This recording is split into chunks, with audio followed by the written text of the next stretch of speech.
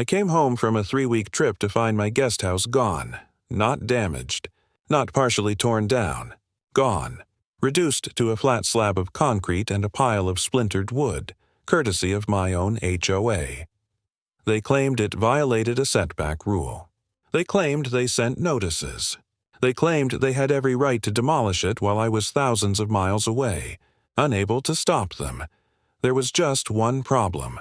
The guest house they tore down wasn't the one they had permission to touch, and by the time I finished reading the permit paperwork sitting in my mailbox, I understood exactly how badly they'd just destroyed themselves.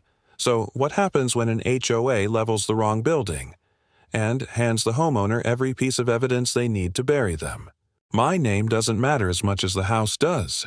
So let's start there. I live in a quiet, tree-lined community called Brookhaven Estates, the kind of neighborhood real estate listings describe as established and family-friendly, with manicured lawns, brick mailboxes, and a homeowners association that prides itself on keeping everything looking exactly the way it did the day it was built.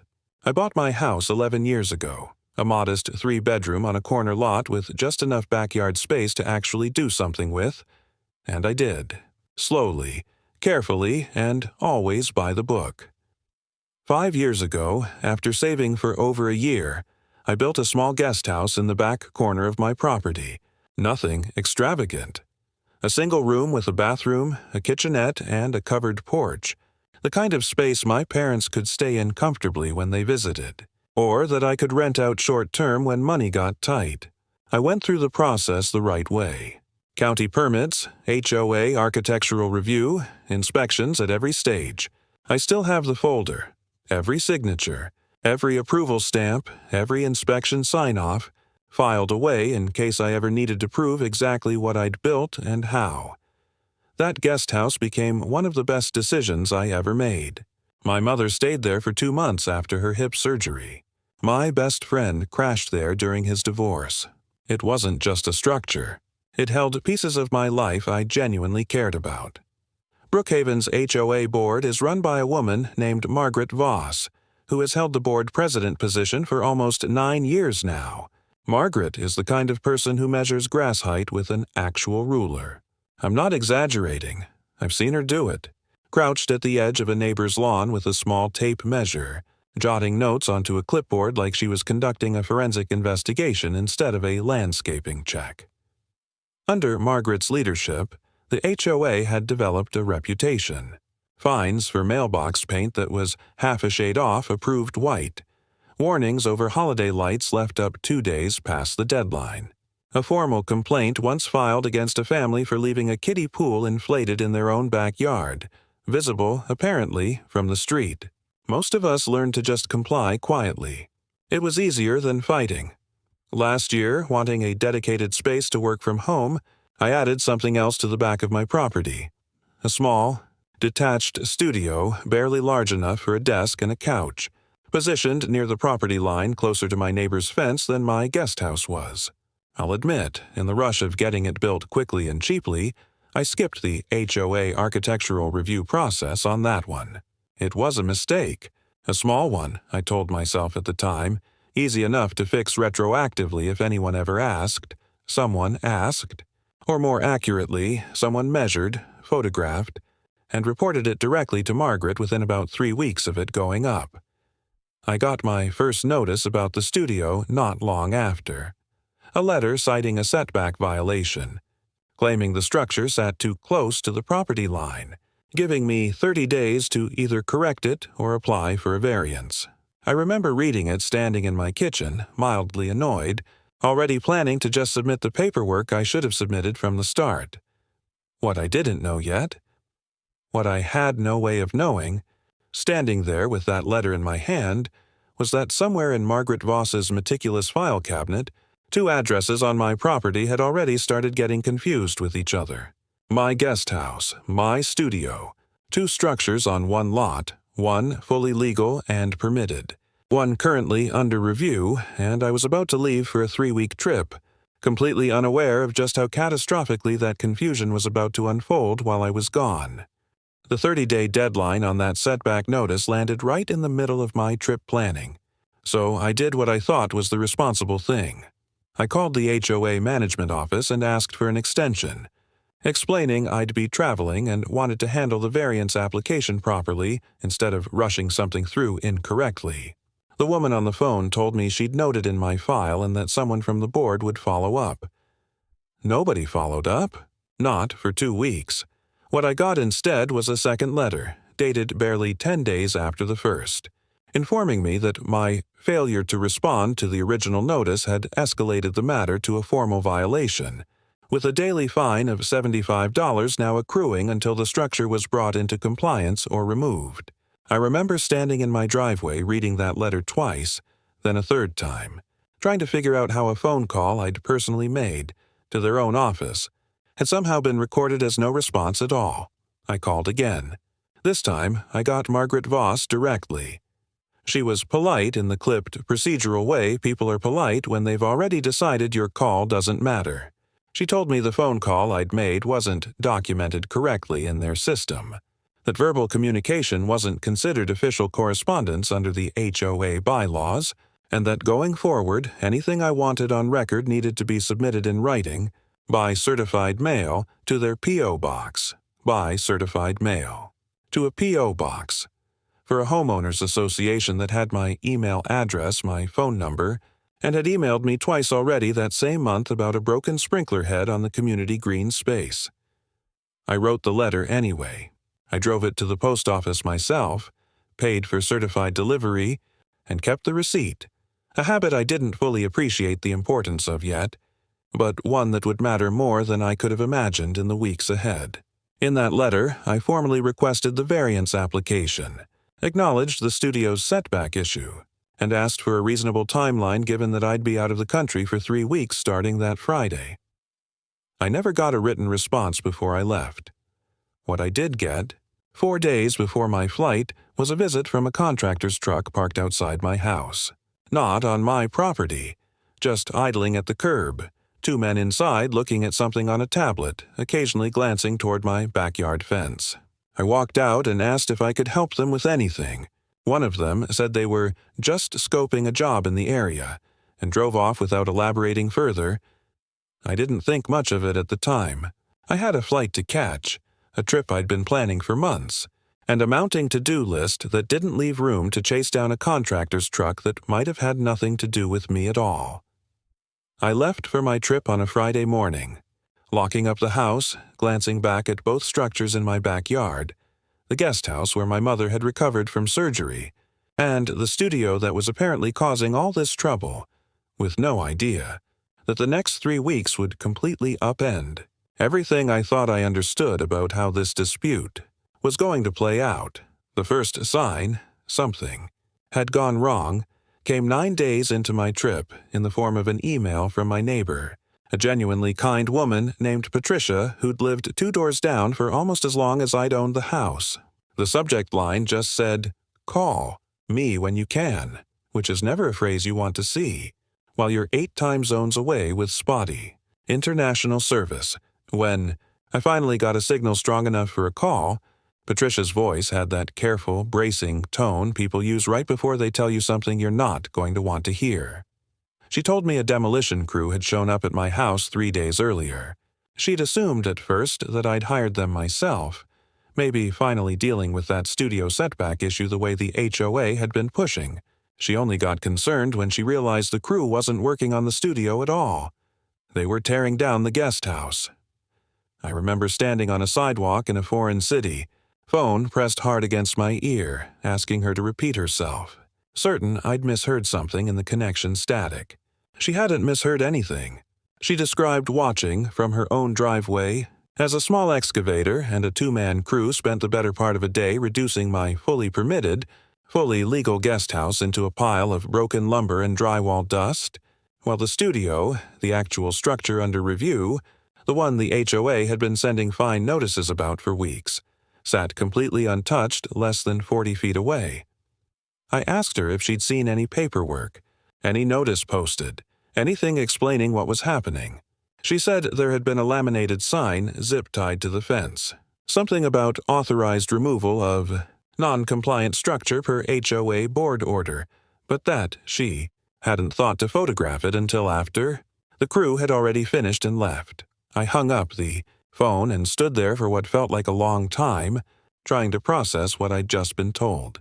Somewhere in Margaret Voss's meticulous filing system, in all those notices and letters and certified mail receipts, my two backyard structures had gotten crossed. The compliant one destroyed, the non-compliant one left standing, as if some administrative coin flip had decided which piece of my property was going to survive the month. I called the HOA management office immediately. International rates be damned. I got a voicemail. I called Margaret Voss's personal number, the one she'd used to call me weeks earlier about the verbal communication issue.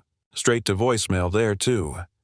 I spent that entire night awake in a hotel room, 9 time zones from home, staring at Patricia's photos of my guest house reduced to rubble, feeling something I can only describe as a very specific, very cold kind of fury, the kind that doesn't make you want to scream, but makes you go quiet and start thinking clearly for the first time in weeks. Because somewhere in that pile of debris was more than just wood and drywall. There was a folder's worth of permits and inspection records I'd filed away specifically because I understood, even back when I built that guest house, that someday I might need to prove exactly what I'd done and how I'd done it. I didn't know yet how badly. The HOA had just handed me that, proof on a silver platter. I only knew that I had 11 more days left on this trip. An ocean between me and the wreckage of a building my mother had once called home for 2 months, and absolutely no intention of waiting until I got back to start finding out exactly how this had happened, and who, specifically, was going to answer for it. I opened my laptop, pulled up every email, every certified mail receipt, every date-stamped letter I'd saved since that very first setback notice, and started building a timeline. What I found in the next few hours changed everything about how I was going to handle the moment I finally landed back on American soil. The 11 days remaining on my trip felt like 11 months. I spent most of them hunched over a hotel desk with a laptop and international phone charges I didn't care about anymore, building a timeline that started with that very first setback notice and ended with a demolished guest house I hadn't seen in person yet, only through Patricia's photos. I reached out to a property attorney back home the same night I found out, a sharp, no-nonsense woman named Denise Holloway who'd handled a boundary dispute for a coworker years earlier. I sent her everything: the permits, the inspection sign-offs, the certified mail receipt, the 2 conflicting HOA notices, Patricia's photos of the wreckage. Denise called me back within 18 hours, and the first thing she said wasn't reassuring in the way I wanted, but it was clarifying in a way I desperately needed. She told me that regardless of which structure the HOA believed they were tearing down, homeowners associations in our state have no legal authority to demolish a member's property. Not for a documented violation. Not for an undocumented one. Not for anything. An HOA can fine you. They can place a lien on your property. They can, in extreme and rare cases, pursue a court order compelling you to remove a structure yourself on your own timeline through your own contractor. What they absolutely cannot do, under any circumstance, is send a crew onto private property and physically destroy a building without a judge's signature on a demolition order. There was no judge's signature. There was no court order. There was, as far as Denise could find after pulling public records the next morning, no legal proceeding of any kind tied to my property beyond the HOA's own internal notices. Margaret Voss hadn't just made an administrative error. She had authorized what Denise flatly described in the calm, measured tone lawyers use right before they say something devastating, as an illegal destruction of private property, and she'd done it to the wrong building entirely. I landed back home on a Tuesday afternoon, and I went straight from the airport to the house without even bringing my suitcases inside first. I wasn't prepared for how it would feel to see it in person. Photos hadn't captured the smell of fresh sawdust still hanging in the air, or the strange hollow quiet where a small building full of memories used to stand. I found pieces of the porch railing my father had helped me paint, snapped and scattered across the grass. I found a shard of the ceramic tile from the guest bathroom, The same tile my mother had picked out during her recovery, half buried in a pile of rubble that a demolition crew had shoved into one corner of my own backyard like garbage. I stood there for a long time before I let myself feel anything beyond numb. Then, I called Margaret Voss. She answered on the fourth ring, and I could hear it immediately in her voice, that same clipped, procedural politeness, except now there was something underneath it, something tighter, more careful. She said she understood I was upset about the mix-up, and that she was looking into how the addresses had gotten confused internally. A mix-up. That's the word she used, standing on the other side of a phone call while I stood in the middle of what used to be my mother's recovery room. Now a pile of splinters in my own backyard, I told her, as calmly as I could manage, that this wasn't a mix-up. This was the unauthorized demolition of a fully permitted structure, carried out without a court order, without proper notice, without any legal authority whatsoever, and that my attorney would be filing a formal claim within the week. The silence on the other end of that call told me everything I needed to know about whether she'd actually understood until that exact moment the size of the mistake she'd made. The HOA's emergency board meeting happened 6 days later, called not by Margaret, but by 2 other board members who, according to Patricia and a few other neighbors who'd started reaching out to me directly, had learned about the demolition through the neighborhood grapevine and were reportedly furious that Margaret had authorized any contractor to physically enter and destroy a homeowner's property without board-wide approval, let alone legal authority. I attended that meeting. I brought Denise, and I brought the folder. I watched Margaret Voss's composure crack in real time as I laid out, calmly and methodically, every permit, every inspection stamp, every date-stamped piece of correspondence that proved the guest house they'd demolished had been fully compliant for 5 years, while the studio, the actual structure under review, sat completely untouched, exactly where it had always been. I watched the room shift. Homeowners who'd spent years quietly complying with grass height rulers and mailbox paint fines started asking Margaret, directly and pointedly, how a demolition crew had been authorized to enter someone's property at all, permitted structure or not, without so much as a board vote on record. One neighbor, a man who'd been fined 2 years earlier over holiday lights, asked flatly whether the HOA's insurance even covered something like this. It didn't. Denise had already confirmed that with the HOA's insurance provider that same week, general liability policies covering board. Actions typically exclude intentional, unauthorized destruction of property, meaning whatever this was going to cost, it likely wasn't going to be the insurance company writing that check. It was going to be the HOA itself. Or, more specifically, given the personal decision-making involved, potentially Margaret Voss died. Laid out Denise's demand letter on the table that night, in front of the full board, in front of neighbors who had shown up simply out of curiosity and left with their jaws somewhere near the floor. Full replacement cost of the guest house based on current construction pricing. Compensation for the personal property lost inside it. And a formal, board-documented acknowledgement that the demolition had been unauthorized, illegal, and directed at the wrong structure entirely. Margaret sat at the head of that table, hands folded tightly in front of her, and for the first time since I'd known her, she had absolutely nothing procedural left to say. The meeting ended without a resolution that night, tabled for further review, but as I walked out to my car with Denise beside me, Patricia caught up to us in the parking lot, practically breathless, and told me something that would change everything about how the next several weeks were about to unfold. She said 2 other board members had already started asking, quietly, whether this was the first time Margaret had authorized action against a homeowner without a full board vote, and that at least one of them had started pulling old records to check. I didn't know it yet. Standing in that dark parking lot with a folder full of permits and a demand letter that hadn't even been formally answered, but Margaret Voss's meticulous 9-year grip on Brookhaven Estates was about to come apart far faster, and far more completely than any of us in that meeting could have predicted. The formal claim took 11 weeks to resolve, though the informal consequences started unraveling almost immediately. 2 weeks after that emergency board meeting, the two board members who'd approached Patricia in the parking lot confirmed what they'd started digging into. Margaret Voss had authorized the demolition crew entirely on her own, without a board vote, without legal counsel, without so much as informing the rest of the board until after the crew had already finished the job. She'd apparently made the decision after receiving what she believed was final confirmation of the address from the HOA's property files, never once cross-checking it against the actual permit records sitting in that same filing cabinet.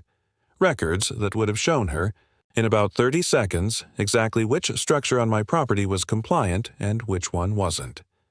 Denise filed the formal demand shortly after, laying out the claim in plain terms: full replacement cost of the guest house based on current construction pricing, compensation for the personal belongings destroyed inside it, and a written acknowledgement that the demolition had been unauthorized and illegal. The HOA's own insurance carrier, just as Denise had predicted, denied coverage almost immediately, citing the policy's standard exclusion for intentional, unauthorized property destruction. That single denial did more to change the board's posture than anything I could have said in 100 meetings. Suddenly, this wasn't an abstract dispute anymore. It was a bill with nowhere left to hide, and the board understood, almost overnight, that it was about to land squarely on the HOA's own operating budget, the same budget funded by every homeowner in that community, including the ones who'd never had a single run-in with Margaret Voss in their lives. That realization spread through Brookhaven Estates faster than any newsletter or notice ever could. Neighbors who'd spent years quietly paying fines over grass height and mailbox paint started showing up to HOA meetings they'd never bothered attending before, asking pointed questions about how their dues were being spent, and more specifically, about how much of them were about to go toward fixing a mistake that had nothing to do with them personally. 3 weeks after the emergency meeting, the board voted 7-1 to remove Margaret Voss from her position as president. The one dissenting vote, according to Patricia, was Margaret's own. She remained on the board in a non-voting capacity for a short time afterward, though from what I understand, she rarely showed up to anything after that, and quietly declined to run for any position when the next annual election rolled around. I never spoke to her again after that parking lot night, beyond a brief, stiff exchange during the mediation process that followed. There was no dramatic final confrontation, no last blow-up, just a long, slow unraveling of the authority she'd spent 9 years building, brought down by a mistake she made in an afternoon. The settlement itself came together during mediation rather than a courtroom, which Denise told me was actually the better outcome.